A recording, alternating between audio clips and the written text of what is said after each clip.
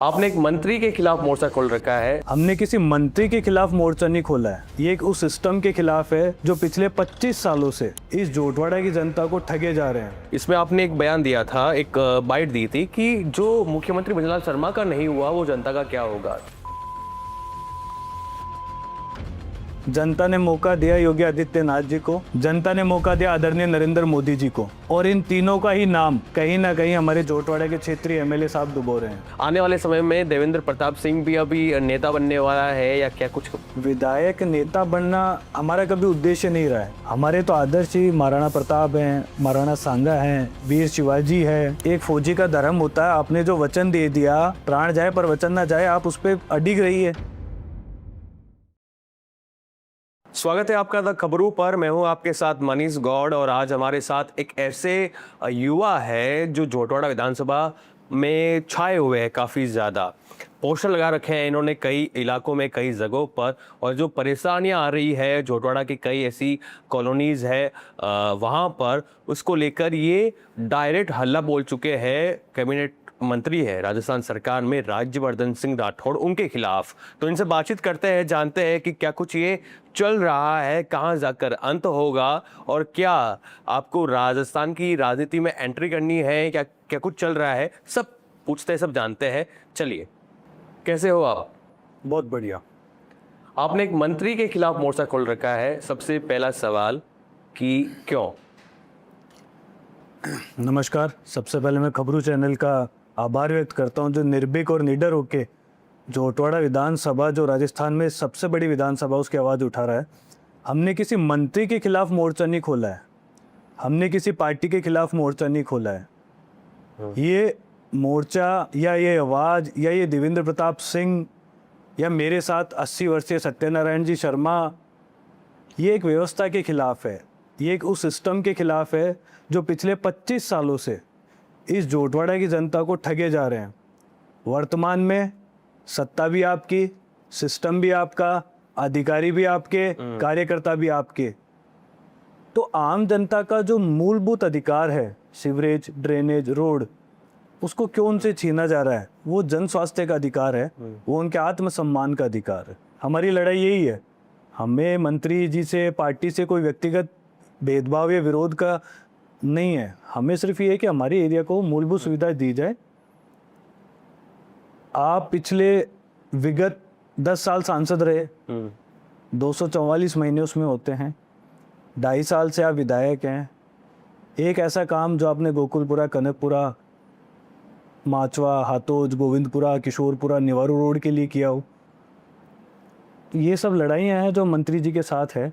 और पोस्टर ये हमने नहीं लगाए हैं, ये जनता के द्वारा, जनता के लिए, जनता के पैसों से मंत्री जी को जगाने के लिए लगाया गया है कि वास्तव में हमें उस क्षेत्र में उस चीज़ की आवश्यकता है जो पिछले 25 सालों से आप हमसे दूर करके बैठे हैं। आपने भी कहा था कि वो सांसद रहे हैं 2 बार यहाँ पर, 2 दफ़ा, अभी विधायक है, 2.5 साल उनको हो गए हैं। तो अभी भी उनके मतलब कार्यकाल में क्या विकास कार्य नहीं किए जा रहे हैं? जो मूलभूत सुविधाओं का आप बता रहे हो, तो वहाँ पे क्या इतनी बुरी हालत है? सर, प्रत्यक्ष को प्रमाण की जरूरत नहीं है ना। अगर कार्य होता तो जनता कर्नल साहब जिंदाबाद बोलती। क्यों उनके गिने चुने 20 कार्यकर्ता ही जय हो जननायक कर्नल साहब जिंदाबाद बोलते हैं, या राठौड़ साहब जिंदाबाद बोलते हैं? आम जनता क्यों नहीं बोलती है? आज एक फौजी का धर्म होता है, आपने जो वचन दे दिया, प्राण जाए पर वचन ना जाए, आप उस पर अडिग रहिए। लेकिन आपने तो जोटवाड़े के आम जनता से ही मिलना छोड़ दिया है। अभी हाल ही परसों बड़ी धूप में सिरसी रोड के करीब 500 व्यापारी बैठे रहे पूरी धूप में। हाँ, वो वीडियो काफी वायरल। 50 डिग्री टेम्परेचर में आप एसी के कमरों में बैठे हैं। तो ऐसे विधायक मंत्री की हमें क्या आवश्यकता है? वो दो बार सांसद रहे, तो उस समय कार्यकाल उनका था, काम नहीं करवाए, फिर भी उनको मौका दिया जनता ने। जनता ने मौका दिया योगी आदित्यनाथ जी को, जनता ने मौका दिया भारतीय जनता पार्टी को, जनता ने मौका दिया आदरणीय नरेंद्र मोदी जी को, और इन तीनों का ही नाम कहीं ना कहीं हमारे जोटवाड़ा के क्षेत्रीय एमएलए साहब डुबो रहे हैं। हमने विश्वास किया था नरेंद्र मोदी जी पे, और आज तक है और आगे भी रहेगा, जिन्होंने देश का नाम, देश की विदेश नीति बहुत ऊंचे से ले गए। योगी आदित्यनाथ जी, जिन्होंने पूरे यूपी के अंदर क्राइम को खत्म कर दिया है, ये अपने आप में एक उदाहरण है। अभी राजस्थान के मुख्यमंत्री भजनलाल शर्मा है, पहली बार विधायक बने थे और पार्टी ने आलाकमान ने भरोसा जताते हुए उनको मुख्यमंत्री की कुर्सी तक पहुंचा दिया। आपने एक बयान दिया, अभी आप जो मुहिम चला रहे हो, जो पोस्टर चल रहा है, पूरा वॉर चल रहा है, पोस्टर वॉर, इसमें आपने एक बयान दिया था, एक बाइट दी थी कि जो मुख्यमंत्री भजनलाल शर्मा का नहीं हुआ वो जनता का क्या होगा। तो ये क्या मतलब, क्या कहना चाह रहे थे आप?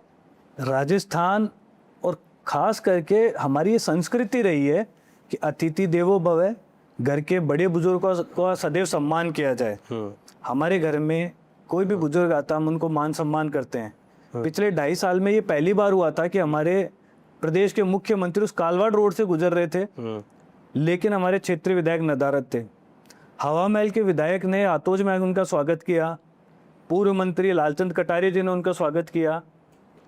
इस जोटवाड़ा विधानसभा का एक भी पार्षद, भारतीय जनता पार्टी का एक भी कार्यकर्ता और स्वयं मंत्री जी नदारद थे। तो ये कहीं ना कहीं हमारी अवहेलना थी। हमने मोदी जी के नाम, योगी जी के नाम पे वोट दिया, और जब प्रदेश का मुख्यमंत्री वहां जा रहा है, हमें मौका मिल रहा मान सम्मान का, हमसे वो भी छीन लिया गया। एक आम आदमी नहीं रोक सकता है मुख्यमंत्री के कॉन्वे को, लेकिन अगर क्षेत्रीय विधायक वहां होते तो उनके साथ वो आम आदमी लगते, मुख्यमंत्री जी का स्वागत करते और क्षेत्र में हो रही सभी अव्यवस्थाओं को मुख्यमंत्री जी के पटल पे रखते, जिससे कोई भी जेडीए या निगम का अधिकारी जल्द से जल्द कार्य करता और हमें एक मूलभूत सुविधा का अधिकार जो 25 सालों से छूटा वो कहीं ना कहीं मिलने की एक संभावना थी, जो शायद मंत्री जी के दुर्योधन के अहंकार से और दृष्ट राज की पट्टी से हमने कहीं खो दिया है। ये आप बड़ा बयान दे रहे हो? नहीं, बड़ा बोखली में सर दे दिया तो सर फूटने का डर किसको है? अब तो आर पार की लड़ाई है। आर पार की लड़ाई व्यवस्थाओं से है, आर पार की लड़ाई सिस्टम से है, आर पार की लड़ाई जेडीए से, आर पार की लड़ाई निगम से है। आज करीब जोटवाड़ा विधानसभा में गोकुलपुरा, कनकपुरा, गोविंदपुरा में करीबन 200 के ऊपर जेडी अप्रूव्ड कॉलोनियां हैं। वो कागजों में ही है सर।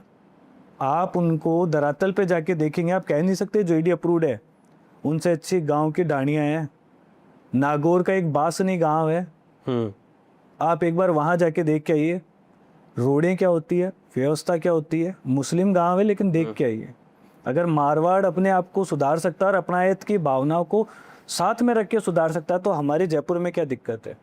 आज राजस्थान की राजधानी है जयपुर, लेकिन जहाँ से मैं रह रहा हूँ या मैं रहता हूँ या कोई और जोटवाड़ा का निवासी, मैं आपको नाम बताता हूँ, Gokulpura, Govindpura, Kanakpura, Kishorpura, Hathoj, Machwa, Mangalam city, royal city, Niwaru road, Bharat Mata Chowk, ये 1947 के अंदर जो देश के हालात थे ना, उस प्रकार की भौगोलिक परिस्थितियों में जी रहे हैं आज। जहाँ रोड नहीं है, जहाँ सीवरेज नहीं है, ड्रेनेज तो आप भूल ही जाओ। मानसून के दिनों में ये हालात होते हैं कि हम स्वयं को कोसते हैं कि हमने इनको वोट क्यों दिया। लेकिन राजस्थान में ऑप्शन भी तो नहीं है ना। नहीं, एक सवाल यहाँ पे ये खड़ा होता है कि वो विधायक है और सांसद रह लिए 2 बार, मोदी जी अमित शाह के नज़दीकी माने जाते थे, तो वो उनकी क्या सरकार में चल नहीं रही है, या मतलब क्या है कि विकास कार्य हो क्यों नहीं रहे? सब लोग कहते हैं वो पावरफुल है। सर पावरफुल है तो जेडी के अधिकारी उनको डिफ्यूज क्यों कर रहे हैं? उनके तार कहाँ निकाले जा रहे हैं? जब इन्होंने शपथ ली थी उसके अगले ही वर्ष एक बहुत बड़ा बयान आया था, एक इतना बड़ा चार्ट था कि ये निवारू रोड का ऐसे जा रहा है, ड्रेनेज ऐसे आएगा, ऐसे चले जाएगा। प्लान ही फेल हो गया ना सर। किसने किया? अगर पावरफुल नेता होते, पावरफुल नेता दिया कुमारी जी, विद्याधर नगर विधानसभा सिक्कर रोड पे वर्ष 2025 से पहले आपने भी इंस्टाग्राम फेसबुक पे रीलें देखी, पानी बढ़ता था वहां पर, पानी बढ़ता था, उस पानी में बसें तैरती थी। हाँ। आज आदमी पैदल चल सकता है। इसको कहते हैं नीति, नियति और निष्पादन करना। क्या आज हम कर पा रहे हैं? जोटवाड़ा में, कालवाड़ रोड पे, गोविंदपुरा पे, निवारू रोड पे आदमी डूब जाता है। माननीय मंत्री जी स्वयं के आसपास इतना अच्छा डेकोरम सेट कर लिया है, लेकिन जनता दुखी है सर। अभी 2023 का विधानसभा चुनाव था 2.5 साल पहले, तब यहाँ पे माना गया कि त्रिकोणीय मुकाबला होगा। लोहावट से तैयारी करने वाले अभिषेक चौधरी को यहाँ पे कांग्रेस पार्टी ने अपना प्रत्याशी बनाया था। आशु सिंह सुरपुरा अपने मतलब दम पर काफ़ी समय से यहाँ तैयारी कर रहे थे और त्रिकोणीय मुकाबला था, कर्नल राज्यवर्धन सिंह राठौड़ वर्सेज अभिषेक चौधरी वर्सेज आशु सिंह सुरपुरा। तो तीनों में उस समय आपको कौन ऐसा लगा था कि चलो ठीक है, ये विधायक बने तो ये विकास करवाएगा? सर ये काम तो राजनीतिक पंडित जो है उनको सोचने दीजिए, राजनीति के जो थिंक टैंक है उनको सोचने दीजिए कौन अच्छा है कौन नहीं अच्छा है। मैं व्यक्तिगत रूप में जाऊं, अभिषेक चौधरी जी एनएसआई के संगठन और कांग्रेस में बहुत मजबूत है, दमदार है, लोहा वर्षा के जोटवाड़ा में 90,000 वोट लेना और वर्तमान में जो उनकी हर महीने मीटिंग होती है अपने आप में बहुत बड़ा अचीवमेंट है उनके लिए। जहाँ क्षेत्रीय लोग नदारद है, बाहर का बंदा इस जोटवाड़ा के लिए तत्पर है, इस छोटवाड़ा की सीट के लिए कुछ करने के लिए उनके लोगों के। आशू सिंह जी सुरपुरा एक सभ्य सरल स्वभाव के और वास्तव में निस्वार्थ भाव से जनता की सेवा करने वाला वो आदमी था, जिसने स्वयं के निजी संसाधनों से आज भी वर्तमान में कई ऐसे गांव हैं जहां आशू सिंह सुरपुरा के स्वयं के पेंशन दी जाती है बुजुर्गों को जिनको सरकार नहीं दे पा रही है या किसी की कागजी कार्रवाई से नहीं हो पा रहा है। मुझे आज भी याद है 2023 के पहले विधानसभा में जोटवाड़ा गोकुलपुरा कनकपुरा की कुछ ऐसी कॉलोनियां थी जो खड्डे में डूबी हुई थी। आशू सिंह जी ने चुनाव से 2 वर्ष पहले उन कॉलोनियों में ग्रेवल डलवाया था। बट ये तो दुर्भाग्य है उनका कि कहावत है जहाँ विश्वास है वहीं विश्वासघात है। उन्हीं विश्वासघातियों की वजह से आज आशू सिंह जी शायद विधानसभा में नहीं है, नहीं तो सरकार का पैसा और खुद के पैसे से वो इस क्षेत्र को बहुत कुछ कर सकते थे। तीसरे राज्यवर्धन जी, मैं माननीय राज्यवर्धन जी को सलाम करता हूँ कि उन्होंने एथेंस ओलंपिक में देश को सिल्वर मेडल दिलाया। आपका पूरा मान सम्मान है, आप फौज में कर्नल रैंक तक गए, आपने कश्मीर में आरआर राइफल के साथ बहुत सारे मिलिटेंट्स को भी टेक ओवर किया। ये हमारा सौभाग्य है और इसको हम बड़े प्राउडली सबको बताते हैं कि राजस्थान का एक शेर था जो एथेंस में ओलंपिक लेके आया, मेडल लेके आया। बहुत बड़ी बात है, भारत जैसे देश में सिल्वर ओलंपिक मेडल लाना ही बहुत बड़ी बात है। लेकिन जैसे ही वो राजनीति में आए वहीं से ही जयपुर ग्रामीण का दुर्भाग्य और जोटवाड़ा विधानसभा का विधायक का दुर्भाग्य उनका चालू हो गया था। जनता का काम होते तो जनता खुद वाहवाही करती। तो ये हमारा व्यक्तिगत तौर पे उन्होंने देश को बहुत मान सम्मान दिलाया है। राजनीतिक तौर पे खास करके वर्तमान समय में अब 17,000 घरों में गया हूँ सर, मैं व्यक्तिगत रूप से 17,000 घर हैं, कोई भी खुश नहीं है आपसे, कोई भी खुश नहीं है जी। एक सवाल ये उठ रहा है आप पर कि आप ये जो पोस्टर लगा रहे हो कि हमने आपको जिताया, आप हमारा विश्वासघात कर रहे हो या हमारे विकास कार्य नहीं कर रहे हो, तो क्या देवेंद्र प्रताप सिंह को राजनीति में एंट्री करनी है, हाईलाइट होना है, इसलिए ये सब कर रहे हैं? सर देवेंद्र प्रताप वो आवाज़ है जो पिछले 25 सालों से व्यवस्था, सिस्टम और उस सिस्टम के खिलाफ आवाज़ उठा रहा है, जो अपने निजी स्वार्थ से कैबिनेट मिनिस्टर भी बन जाते हैं प्रदेश की सरकार में, सांसद होते हुए केंद्र की सरकार में भी कैबिनेट मिनिस्टर में आ जाते हैं। लेकिन जनता को क्या मिलता है? वही खड्डे, वही मानसून के दिनों में भरी हुई रोडें, वही ड्रेनेज का अभाव, कॉलोनियों में धूल मिट्टियाँ उड़ रही है। वर्तमान में कुछ ऐसी रोड है, मैं आपको बताता हूँ, गणपति सर्किल से राजतिलक मैरिज गार्डन, पूरी कालवाड़ रोड, पूरी निवारू रोड, अगर कोई व्यक्ति बिना हेलमेट के वहाँ चलेगा और वो घर पहुँचेगा तो उसका ये जो एरिया है ना, ये उसका मिट्टी से भर जाएगा पूरा। इस कदर वहाँ के हालात हैं। वहाँ मेडिकल की इतनी दुकानें खुल गई है कि पिछले कभी नहीं हुआ करती थी। दमा की इतनी शिकायतें आ रही हैं, बुजुर्ग लोग सांस नहीं ले पा रहे हैं। खुली हवा तो कहीं है ही नहीं ना सर, क्योंकि इन सब का अभाव है, रोड है नहीं, धूल उठती, लोग बीमार हो रहे हैं। देवेंद्र प्रताप कोई पोस्टर वार नहीं करने आए यहाँ पे। माननीय मंत्री जी की टीम ने एक पोस्टर फाड़ा था, हमने उनको वचनबद्ध थे कि 111 लगाएंगे, 111 लगाए हमने। पोस्टर फाड़े थे आपके? बिल्कुल फाड़े हैं, 111 पोस्टर में भी फाड़े हैं। हमने कहा फाड़ो, अगली बार 1,11,000 लगाएंगे। कब तक फाड़ोगे और कहाँ तक फाड़ोगे? जिसको डर होता है ना वो फाड़ता है, जिसको डर नहीं होता, जो वास्तव में कुछ करना चाहता है वो स्वीकार करता है ये चैलेंज को। पुराने नेता वही करते थे, वो चैलेंज स्वीकार करते थे, जनता की प्रॉब्लम को सुनते थे, उनका निवारण करते थे। कार्यकर्ता जाके पोस्टर फाड़ रहे हैं, ये तो जनता की आप आवाज़ दबा रहे हो। कब तक दबा लोगे सर? जिस दिन जनता रोड पे आ जाएगी पता ही नहीं चलेगा आपको कि कब कहाँ से जमीन खिसक गई है। अभी आपने मारवाड़ के नागौर में जो एक गांव है बास में, उसकी तारीफ की थी। आपके बारे में मैं जानकारी जुटा रहा था क्योंकि जब अपनी बात हुई थी आप कहाँ से ताल्लुक़ रखते हैं, तो मुझे पता लगा कि आप ऐसे गांव से आते हैं जहां उस गांव ने 4 विधायक दिए।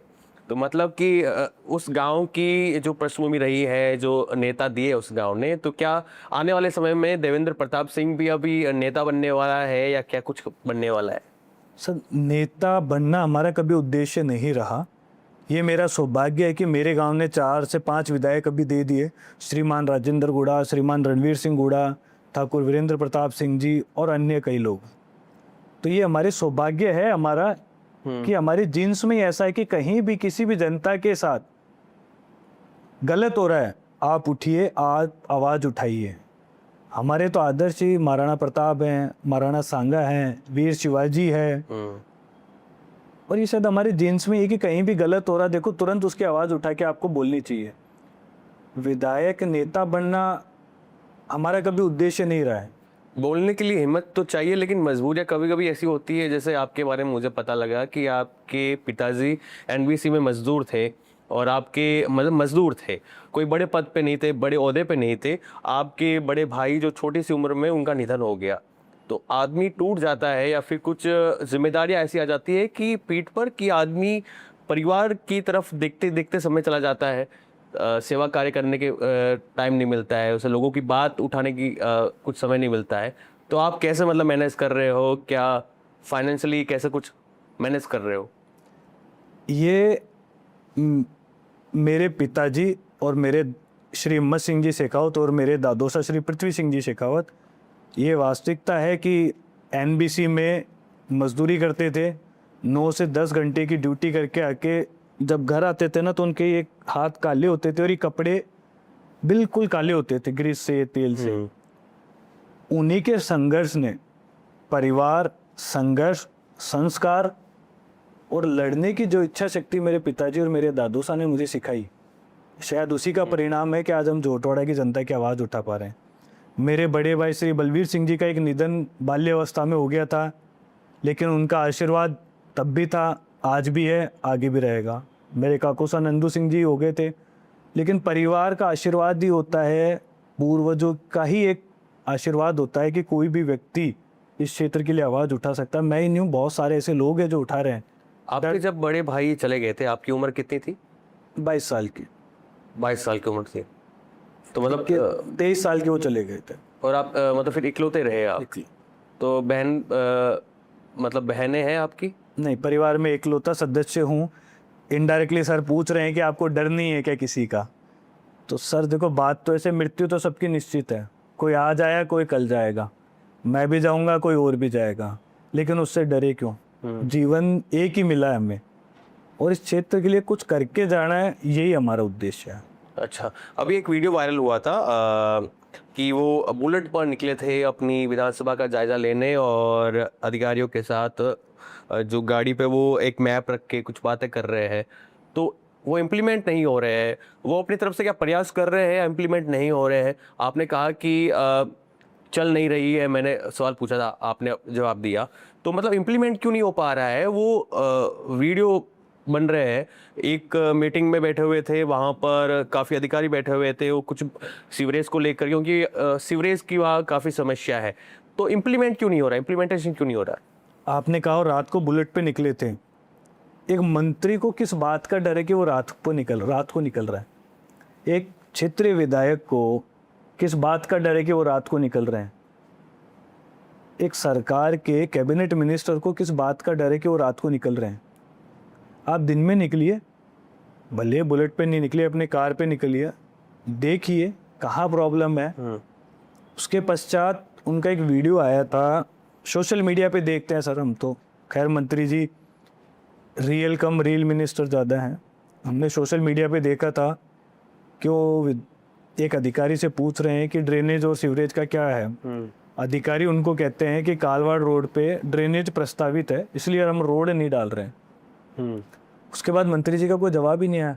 प्रस्तावित तो तब का है जब हम 15 साल के हुआ करते थे, हमारे सत्यनारायण जी 50 साल के हुआ करते थे। 2 पीढ़ियां चली गई है, तब से प्रस्तावित है। वो निष्पादन कब होगा? उसको निष्पादन करने के लिए आपकी नीति क्या है, और नीति के साथ क्या वास्तविकता में आपकी नियति है उसको निष्पादन करने की? मैंने अभी भी थोड़ी देर पहले आपको कहा था, दिया कुमारी जी विधायक बनने के 1 साल के अंदर उन्होंने सिक्कर रोड को ड्रेनेज युक्त कर दिया, सीवरेज युक्त कर दिया। साथ ही साथ अभी माननीय मोदी जी से उन्होंने करीब 24-25 हज़ार करोड़ रुपए की स्वीकृति ले ली है मेट्रो लाने की। क्या जोटवाड़ा विधानसभा में एक भी मंत्री ऐसा नहीं हुआ कि एक मेट्रो तक हमारे कालवा रोड या काटापंका बाईपास तक आ जाए? ट्रैफिक कम होगा। जोटवाड़ा का दुर्भाग्य है गोविंदपुरा, कालवा रोड, हाथोज, माचवा तक जिस रोड से दिन के 5 लाख वाहन निकल रहे हैं, अगर वहाँ मेट्रो आ जाए तो क्या गलत है वहाँ? बड़े जोटवाड़ा विधानसभा का दुर्भाग्य रहा कि ऐसा कोई लीडर आया ही नहीं। उन्होंने अपने लेवल पर धांकिया गांव को गोद में तो लिया था। वो वास्तविकता आप गांव जाके देखेगा, आपको पता चल जाएगा कि गोद में लिया तो क्या गांव का उद्धार हुआ है या गांव जस का तस पड़ा है। कई बार वर्तमान परिस्थितियां तो ये आ गई है, मंत्री जी को जो काम पार्षदों के होते हैं ना लाइट लगाने के, उनका श्रेय भी मंत्री जी लेके जा रहे हैं। तो पार्षद क्या करेंगे फिर? क्या जोटवाड़ा विधानसभा के 22 से 23 जो पार्षद है वो सिर्फ मरे हुए जानवर उठाने के लिए हैं कि उनको एक फोन करो मरे हुए जानवर उठवा दिए? उनसे जब रोड का पूछो तो सारे पार्षद एक ही जवाब कहते हैं, चलो मंत्री जी के पास, चलो मंत्री जी के पास। मंत्री जी के जाते हैं, मिलते नहीं है। उनका स्टाफ है, एक शाहपुरा का है, एक पता नहीं यूपी बिहार का है। तो जब स्टाफ ही राजस्थान का नहीं होगा या जयपुर का नहीं होगा, जोटवाड़ा की विधानसभा का नहीं होगा, तो वास्तविक स्थिति से कौन अवगत कराएगा? कैसे हमें पता चलेगा कि कौन सी कॉलोनी का लोग आया, कौन आए, कैसे आए, उन्होंने क्या? हमें सिर्फ नाम नंबर लिख के इतिश्री कर लेना, इससे लोगों के काम नहीं होते हैं सर। काम करने के लिए आपको टीम अच्छी होनी चाहिए, और लोकल टीम होती है वो ज़्यादा अच्छी होती है। तो क्या दरकिनार किया जा रहा है मंत्री राज्यवर्धन सिंह राठौड़ को सरकार में? ये तो सरकार और मंत्री जी जाने दरकिनार। हम तो आम आदमी है सर, हम तो हमारी मांग उन तक रख सकते हैं। काम होते तो क्लियर दिखता है कि काम हो रहे हैं, काम नहीं हो रहे तो दिखता है कि काम नहीं हो रहा है। अब कौन दरकिनार कर रहा है, कौन नहीं कर रहा है, ये मंत्री जी का व्यक्तिगत मामला है, हमारा नहीं है। हमारा सिर्फ उद्देश्य है रोड, सीवरेज, ड्रेनेज ये जोटवाड़ा विधानसभा के गोकुलपुरा, कनकपुरा, हाथोज उस एरिया में आए। कालवा रोड जो है पूरी वास्तविक रूप से आए तो ट्रैफिक का एक निदान मिले। हमारे करदनी के एसएचओ रात को डंडा लेके ट्रैफिक हटावाते हैं। आप सोचिए अगर वो ट्रैफिक हटाएंगे तो वास्तविकता में वह अपराध को कम कैसे करेंगे? तो ये दुर्भाग्य है थोड़ा सा हमारे क्षेत्र का। अच्छा, तो आपसे एक सवाल पूछना चाहता हूँ कि आपने अभी कहा कि क्रेडिट अवार्ड चलता है यहाँ पर कि पार्षद को जो काम करवाने चाहिए उसका क्रेडिट मंत्री जी ले जाते हैं। तो ऐसा किस हिसाब से कह रहे हो आप, किस आधार पे कह रहे हो? सोशल मीडिया भरी पड़ी है कि कर्नल राज्यवर्धन जी राठौड़ ने आज इन कॉलोनियों में लाइट लगवाई है। उनके खुद के फेसबुक चैनल, व्हाट्सएप चैनल और इंस्टाग्राम चैनल पे बखान है ये तो सारा। कोई आम आदमी नहीं कह रहा, किसी ने देख के नहीं बोला है, उनकी टीम के द्वारा ही पोस्ट किए गए हैं। और जब पार्षदों को फ़ोन किया जाता है ना कि सर 2 लाइट की आवश्यकता यहाँ ख़त्म हो गई है, यहाँ ख़राब हो गई है, तो उनके पास कोई जवाब नहीं होता है कि मैं दे दूंगा, कि मैं पूछ के बताता हूँ कि कब आपको लाइट मिलेगी। ये जवाब रहता है ये तो पार्षदों के वर्तमान हालात है जी। तो आप अभी जो पोस्टर लगा रहे हो, एक सवाल ये खड़ा होता है जहन में आया कि आप डायरेक्ट पोस्टर लगाने लग गए या आपने कभी जाकर मिलने की कोशिश की, कभी बात करने की कोशिश की, या फिर डायरेक्ट अपने स्तर पे ये चलो अपन डायरेक्ट हल्ला बोलते हैं मंत्री जी के खिलाफ? पिछले 15 सालों से तो 547 तो ज्ञापन करंट विधायक को भी, उनसे पूर्व विधायक को भी और उनसे पूर्व विधायक को भी ये आपने दिए है? हाँ, 547 वर्तमान में भी। ये सिर्फ एक कॉलोनी का डेटा बता रहा हूँ मैं आपको। 547 वर्तमान में भी हम इतनी बार वहां जाके आए हैं। पिछले 1 साल से हम प्रयासरत हैं सीवरेज ड्रेनेज के लिए। 365 दिन निकल गए सर, नहीं आई। उनके आसपास के एरिया में तो बहुत धड़ाधड़ काम हो रहा है। सीमेंटेड रोडें भी डल रही है, सीवरेज भी आ गया है, ड्रेनेज भी आ गया है। लेकिन जो रेलवे लाइन का इस तरफ का एरिया है जिसने वास्तविकता में उनको जिताया था, माननीय मंत्री जी 3 बजे तक हार रहे थे। लेकिन जैसे ही हाथोज, माचवा के बूथ के जब पेटियां खुलने लगी तब उनको जीत का एहसास हुआ था और गोकुलपुरा पहुंचते पहुंचते उनको विजय घोषित कर दिया था। तभी हमने लगाया था जिन्होंने जिताया उन्हीं को तरसाया। जिन्होंने जिताया उन्हीं को डुबोया। तो जहां से जीत निकली वहां पे भी वो काम नहीं करवा पा रहे, हम उसी एरिया में रहते हैं सर। जहां से जीत निकली। बिल्कुल। आप चाहे बूथ रिपोर्ट निकाल ले हुए, समाचार पत्र है पुराने, आजकल डिजिटल मीडिया सब आपको दिखेगा। आप डेटा निकाल लीजिए चुनाव आयोग का, आपको पता लग जाएगा कहाँ जीते थे, कहाँ आ रहे थे। आप तो बूथ रिपोर्ट आती है क्लियर, किस बूथ पे कितने परसेंटेज वाइज निकाल लीजिए। सर्वे के उस हिसाब से रिपोर्ट निकल जाती है। दूसरा, इनके पार्षद हमें एक चीज कहते हैं कि इस एरिया में वोट कम है। जिस विधानसभा के वोट ही 4,02,675 हो, वहाँ वोट कम कैसे हो सकते हैं? इतने सारे वोट हैं। अगर कुछ लोग गांव से आके यहाँ बस रहे हैं तो गांव में भी तो आपको वोट दे रहे होंगे ना, तभी तो प्रदेश में आप हो सत्ता में। नहीं तो एक सीट पे रहते हैं ना आप। तो ये अपमान है आम जनता की जब उनके पार्षद ये कह देते हैं कि यहाँ वोट कम है। देवेंद्र प्रताप सिंह से मैं ये जानना चाहता हूँ कि उनकी आइडियोलॉजी, जो विचारधारा है, वो भाजपा की तरफ है या कांग्रेस की तरफ है? मेरी विचारधारा सिर्फ और जनता के भले के लिए है कि कैसे ना कैसे जल्द से जल्द ड्रेनेज, सीवरेज और उस 10 सभी कालवाड़ रोड की कॉलोनी में रोड आ जाए। कनकपुरा कंटेनर यार्ड जब बना था तब इतना ये एरिया विकसित नहीं था। आज एरिया बहुत विकसित है। 18 चक्का, 20 चक्का, 26 चक्का के टायर ट्रक वहाँ चलते हैं। आम जनता को कितनी दुविधा होती होगी। रात को वहाँ का माहौल ऐसा हो जाता है कि नशा इतने व्याप्त रूप से वहाँ बिकता है कि महिलाएं उस एरिया के बाहर नहीं निकल सकती है। कनकपुरा स्टेशन, आज मैं विधानसभा को और कंपेयर करना चाहूँगा। जगतपुरा एक एरिया है जहाँ 1.5 लाख लोग रहते हैं, लेकिन 100 से 80 फीट की रोड है। संपूर्ण ड्रेनेज और सीवरेज की व्यवस्थित व्यवस्था। साथ ही जगतपुरा रेलवे स्टेशन अमृत 2.0 जो भी केंद्र सरकार का एक भाग है, उसमें इतना व्यवस्थित रूप से बनाया गया है। लेकिन कालवाड़ रोड का कनकपुरा स्टेशन पूछो मत सर, वो आज भी वैसा ही है जैसा 1947 में था। वहाँ की व्यवस्था आज भी वैसी ही है जैसे पहले थी। एक बूढ़ी औरत बैग और बच्चे को लेके शायद एक प्लेटफॉर्म से दूसरे प्लेटफॉर्म पे जाने में उसको कितना समय लगता है, कितनी दुविधा होती है ना, वो वहीं की महिलाएं जान सकती। सीढ़ियाँ काफ़ी ऊपर है और काफ़ी चढ़ने में उतरने में परेशानी होती है। वर्तमान में आप 2047 में विकसित भारत की बात करते हैं, टेक्नोलॉजीज की बात करते हैं, तो एक्सेलेटर लगाइए ना सर, लिफ्ट लगाइए। किसने मना किया? सरकार का, जनता का टैक्स तो आपके पास आ ही रहा है। एक और सवाल जानना चाहता हूँ कि भाजपा कांग्रेस में से सबसे ज़्यादा दमदार लीडर कौन सा लगता है आपको, कि ये जो लीडर है वो अच्छा काम कर रहा है? दोनों ही पार्टियों में पुराने जो नेता थे वो अपने आप में बहुत ही सीनियर और जनता के लिए अपना दिल खोल के रखने वाले थे। वसुंधरा राजे जी, आपके अशोक गहलोत जी, अटल बिहारी वाजपेयी जी, इंदिरा गांधी जी, ये दोनों देश के ऐसे प्रधानमंत्री थे जिन्होंने देश को सर ऊंचा उठाने के लिए दिया था पाकिस्तान से युद्ध के खिलाफ। माननीय मोदी जी अपने आप में, अमित शाह जी अपने आप में बहुत बड़े नेता हैं। आज शायद ये हमारे देश का गौरव होगा कि जब ईरान अमेरिका युद्ध चल रहा है ना, तो जहाँ संपूर्ण विश्व में पेट्रोल की रेट बढ़ रही है, गैस की किल्लत हो रही है, बट हमारे देश में कुछ नहीं है। तो मैं माननीय मोदी जी की इस विदेश नीति को सलाम करता हूँ। कल्याण सिंह जी थे जो जनता के लिए किसान नेता थे, ज़मीन से जुड़े हुए थे। बाबू सिंह राठौड़ है, बहुत से ऐसे लोग हैं जो है अभी भी। लेकिन अभी मतलब कहीं कहीं सुनने को मिलता है कालाबाजारी हो रही है गैस को लेकर, सिलेंडर को लेकर।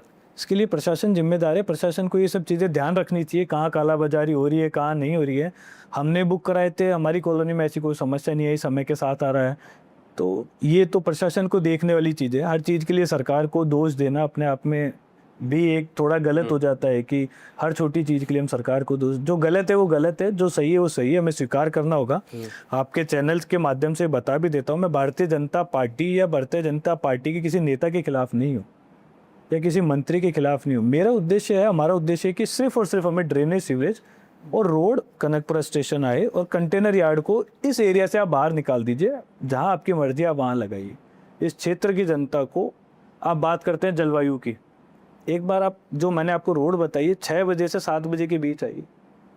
रेंज रोवर में मत आइएगा सर, पैदल आइएगा, ओपन जीप में आइएगा, साइकिल पे आइएगा। आजकल तो इलेक्ट्रिक साइकिल आती है, देखिएगा, आपको पता लगेगा कि वास्तव में परेशानी क्या है।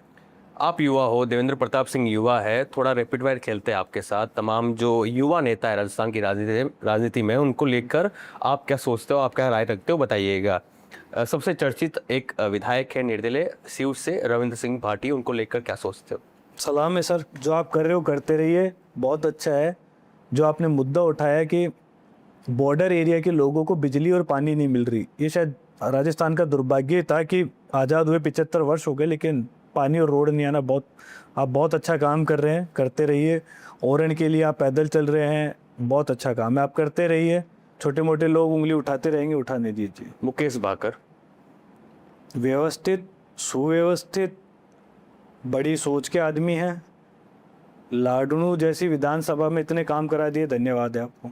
सचिन पायलट सलाम है सर आपको भी। सत्य कभी पराजित नहीं हो सकता, ये आप ही से सीखा है। इसी का आपने सचिन पायलट से? सत्य कभी पराजित नहीं होगा। वो कंट्रोवर्सी में नहीं फंसते कभी? फंस चुके हैं एक बार, बट निकल भी चुके हैं। अच्छा, हाँ, अच्छा, वो मानेसर वाले उस पे विषय पे सबको अच्छा। पता, राजस्थान ने देखा। एक और युवा नेता है निर्मल चौधरी।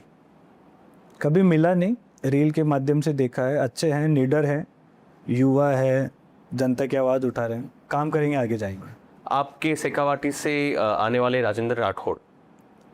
राजेंद्र राठौड़ तो ये तो उन नेताओं में हो गए जो आज तक राजस्थान के मुख्यमंत्री हो जाने चाहिए थे। जो आदमी सुबह 6 बजे जनता के लिए अपने गेट खोल देता है, ऐसे नेता शायद राजस्थान को या प्रदेश को कभी मिल ही नहीं सकते। ये भगवान की देन है कि चूरू विधानसभा या तारानगर विधानसभा को ये लोग मिले हैं। मैं वहाँ की जनता से आह्वान करूँगा, समेट के रखें, ऐसे नेता आपको कभी नहीं मिलेंगे। बहुत एक मारवाड़ के लीडर है हनुमान मेलीवाल, उनको लेकर क्या सोचते हो? समर्पित है क्षेत्र के लिए और वास्तव में कुछ करना चाहते हैं, इसीलिए संघर्ष कर रहे हैं। राजनीतिक पृष्ठभूमि है उनकी, निडर है, किसी से नहीं डरते हैं, चाहे स्वयं का समाज हो, चाहे केंद्र सरकार हो या राज्य सरकार हो। जो जनता के लिए करना है वो करते हैं। तो ये हमारे साथ देवेंद्र प्रताप सिंह थे और काफ़ी खुल के इन्होंने हमारे साथ चर्चा की, बात की, मुद्दे बताए। विकास के कार्य नहीं हो रहे हैं, इनका कारण है पोस्टर चिपकाने के पीछे कि जो विकास कार्य होने चाहिए थे वो विकास कार्य नहीं हो रहे थे और उसके लिए उनको मैदान में आना पड़ा है और तमाम जगह पर पोस्टर चिपकाने पड़े हैं। तो ये जंग कब तक चलती जाएगी?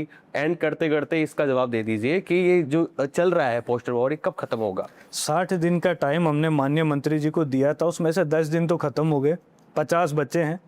50 दिन में अगर आता है सीवरेज का कार्य, कहीं से भी आप स्टार्ट कीजिए, किसी भी एरिया से, रेलवे लाइन की तरफ आप स्टार्ट कीजिए, हम आपका बहुत सम्मान करेंगे। अगर नहीं कर पाते हैं तो आमरण अनशन के लिए तैयार रहिएगा।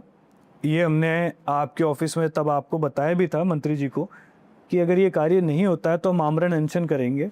ये वाक्य जो मैं आपके साथ उनके लोगों को बताया या face to face? Face to face माननीय मंत्री जी को बताया था कि हम आमरण अनशन करेंगे। तो मंत्री जी का जवाब आया था कि हवा के विपरीत नहीं जाते हैं।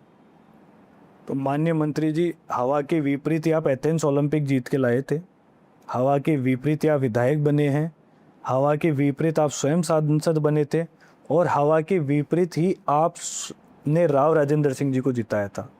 तो हमने तो आपसे ही सीखा कि हवा के विपरीत कैसे चलना है, कब चलना है, कहाँ से चलना है। सीवरेज तो चाहिए सर, ज़रूरत है। लोगों के घरों के आगे कोई खुदाने की जगह नहीं है अभी। चलो, अच्छा लगा आपसे बात करके और भविष्य को लेकर शुभकामनाएं। सुनहरा भविष्य हो और अच्छे आप काम कीजिए। तो कैसी लगी ये चर्चा? अगर आप जोटवाड़ा से बिलोंग करते हैं तो क्या ये असल में जो बातें बता रहे थे ये सत्य है या फिर हवाई बातें हैं? कमेंट बॉक्स में ज़रूर बताइए। नमस्कार। हमारे साथ एक बुजुर्ग व्यक्ति है जो देवेंद्र प्रताप सिंह के साथ आए थे। इनसे और जान लेते हैं क्या कुछ ये कहना चाहोगे। आप जो भी सुन रहे थे, देवेंद्र प्रताप सिंह जी जो कह रहे थे, उसमें कितनी सत्यता है बात में? मैं आपको बताना चाहता हूं कि मेरा नाम सत्यनारायण शर्मा है, गिरिराज नगर में निवास करता हूं, गिरिराज नगर का मैं अध्यक्ष हूं। और जो भी देवेंद्र जी ने कहा वो पूर्ण सत्य है। हम लोगों ने कई बार पैड लेटर पे लिखा है, खून से भी लिख करके मंत्री महोदय के यहाँ हमने दिया है। काफ़ी लोग वहाँ पहुँचे हैं, पार्षद साहब को भी कई बार लेकर के हम पहुँचे हैं, लेकिन हमारी आज तक मांगों का कहीं भी निवारण नहीं हुआ है। यही आश्वासन मिलता है कि हम हो जाएगा और आज तक धरातल पे कोई काम नहीं हुआ है।